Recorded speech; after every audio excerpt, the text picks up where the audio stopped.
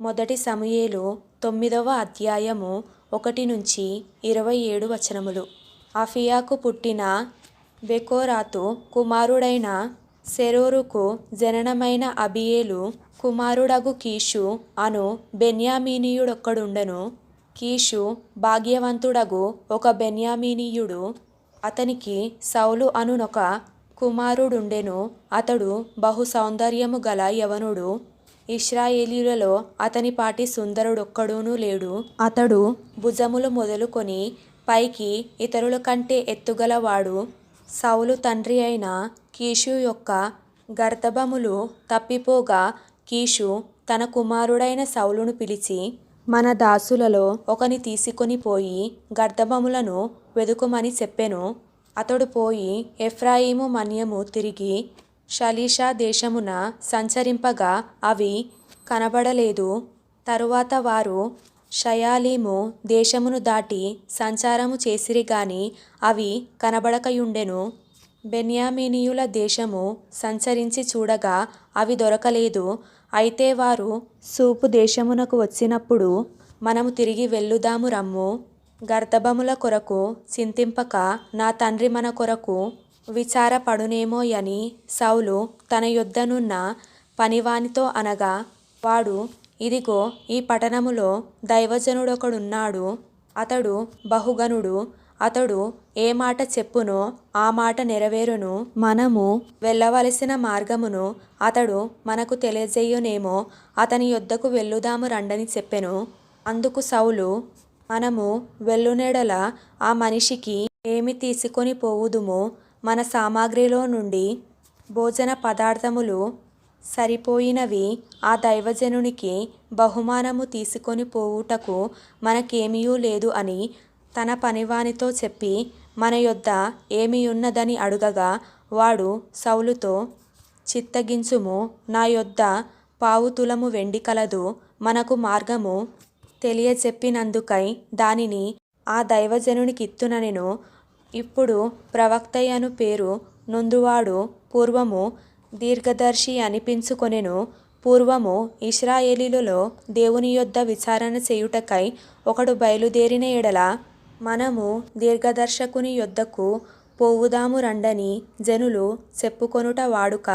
సౌలు, నీ మాట మంచిది, వెళ్ళుదాము రమ్మనగా వారు దైవజనుడుండు ఊరికి పోయిరి. ఊరికి ఎక్కిపోవుచుండగా నీళ్లు చేదుకొనుటకై వచ్చిన కన్యకలు తమకు కనబడినప్పుడు, ఇక్కడ దీర్ఘదర్శియున్నాడా అని అడిగిరి. అందుకు వారు, ఇదిగో అతడు మీ ఎదుటనేయున్నాడు, త్వరగా పోయి కలిసికొనుడి. ఈ దినముననే అతడు ఈ ఊరికి వచ్చెను.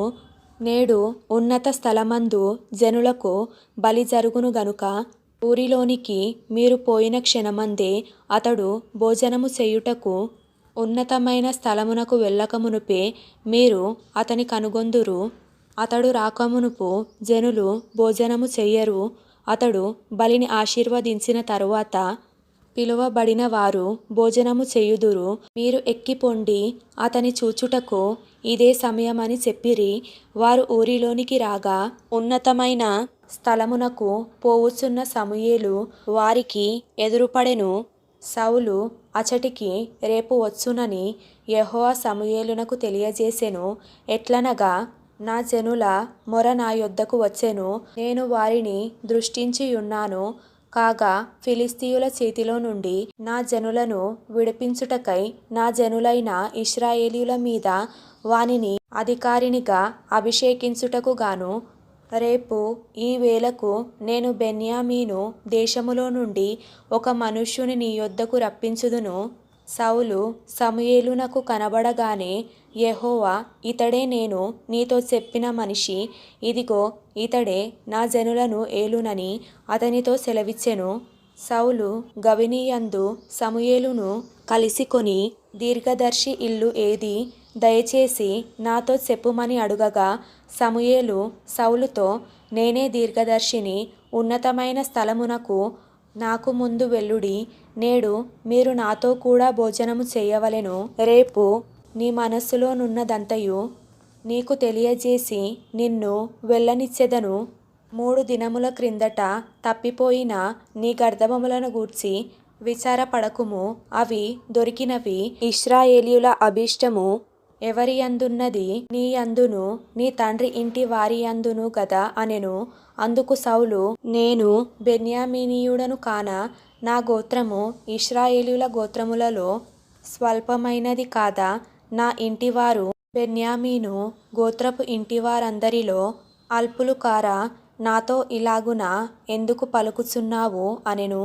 అయితే సమూయేలు సౌలును అతని పనివానిని భోజనపు శాలలోనికి తోడుకొని పోయి పిలవబడిన దాదాపు 30 మందిలో ప్రధాన స్థలమందు వారిని కూర్చుండబెట్టి పచనకర్తతో, నేను నీ దగ్గర నుంచమని చెప్పి నీ చేతికి ఇచ్చిన భాగమును తీసుకొని రమ్మనగా, పచనకర్త జబ్బను దానిమీద నున్నదానిని తీసుకొని వచ్చి సౌలు ఎదుట ఉంచగా, సమూయేలు సౌలుతో ఇట్లనెను, చూడుము, మనము కలిసికొను కాలమునకై దాచి ఉంచబడిన దానిని నీకు పెట్టియున్నాడు.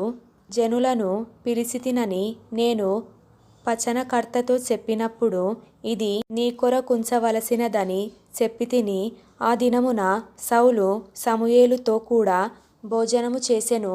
పట్టణస్థులు ఉన్నతమైన స్థలము మీద నుండి దిగుచుండగా సమూయేలు సౌలుతో మిద్దె మీద మాటలాడుచుండెను.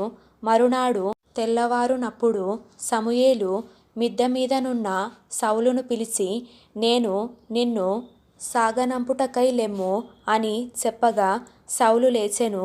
తరువాత వారిద్దరూ బయలుదేరి ఊరి చివరకు వచ్చుచుండగా సమూయేలు సౌలుతో, మనకంటే ముందుగా వెళ్ళుమని ఈ పనివానితో చెప్పుము. దేవుడు సెలవిచ్చినది నేను నీకు తెలియజెప్పు వరకు నీవు ఇక్కడ నిలిచియుండుమనెను. అంతటా వాడు వెళ్ళెను.